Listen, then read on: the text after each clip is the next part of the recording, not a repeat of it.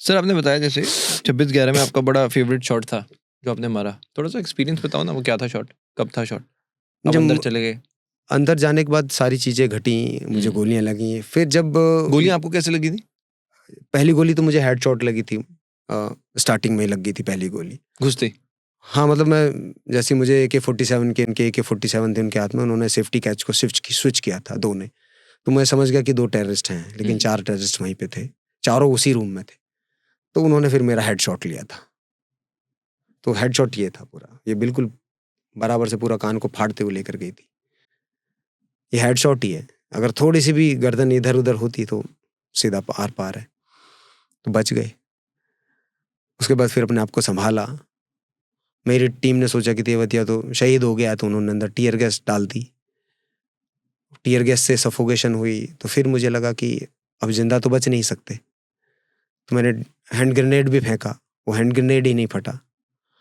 तो फिर मैंने एक ही निर्णय लिया कि अब तो जब मरना तय है, तो क्यों ना एक सैनिक अपने आखिरी दम तक लड़े। तो फिर मैंने खड़े होकर वहाँ पर मैंने अपने हिप पे वेपन रखा था, फिर मैंने स्विप किया था, तो उसमें एक टेररिस्ट को गोली लगी थी। तो 4 गोलियाँ और लगी फिर मुझे उसमें, क्योंकि वो 4 थे, तो 4 तो बर्स्ट में पूरी फायरिंग की मेरे ऊपर उन्होंने। तो 4 गोलियाँ और लगी, जिसमें एक चेस्ट के आर-पार निकली, पूरा फेफड़ा पूरा फट गया। एक हार्ट के ऊपर रिकॉइल होकर लगी, एक मैगज़ीन में घुस गई, एक कॉलर के पास से निकली, बिल्कुल फाड़ते हुए कॉलर को। तो मैंने तो सोच लिया था कि अब तो जीवन है नहीं, बच सकते नहीं अब तो। तो अपना लास्ट जो कर्म है देशभक्ति के लिए और देश के लिए, ये लास्ट सांसें भी मैं देश के लिए जी कर जाऊँ। तो फिर मैंने खड़े होकर फायरिंग की थी। ईश्वर की कृपा है कि उसने दोबारा मेरे जो सांसें थी दोबारा वापस दे दी कि जाओ, जी लो थोड़े बहुत और, देश सेवा और कर लो। इतना कुछ हो गया फिर भी चेहरे पे स्माइल है आपके? मैं लाइफ को बड़ा एंजॉय करता हूँ, हर पल को जीता हूँ मैं। कोई रिग्रेट नहीं, कोई कंप्लेंट नहीं, कोई पीड़ा नहीं, कोई समस्या नहीं। लाइफ को फुलेस्ट जीता हूँ मैं, एक-एक क्षण को जीता हूँ।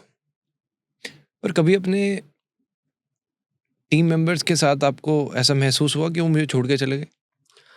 तब लगता था, अब सोचता हूँ कि जो होता है अच्छे के लिए होता है। ईश्वर यही चाहते थे, उनकी जान बचनी थी। वो निकल गए, मेरी लड़ाई थी, मैंने लड़ी।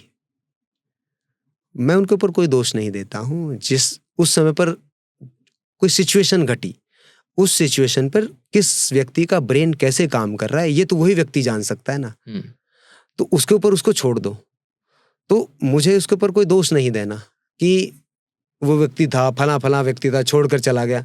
मुझे तो बड़ा अच्छा लगता है, ठीक है यार, चाहे अच्छा था चला गया, नहीं तो वो भी मारा जाता। हाँ, लेकिन सिचुएशन दूसरी भी हो सकती थी।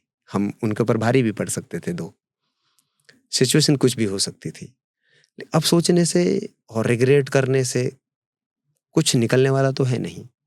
तो बेहतर है कि प्रेज़ेंट में जियो, डीप ब्रीथ करो, लाइफ को एन्जॉय करो।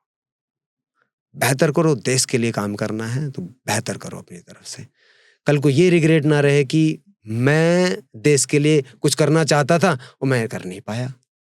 किसी व्यक्ति के लिए मुझे कुछ करना था, मैं कर नहीं पाया। ये नहीं रहना चाहिए, या मैं खुद के लिए कुछ करना चाहता था, वो मैं नहीं कर पाया।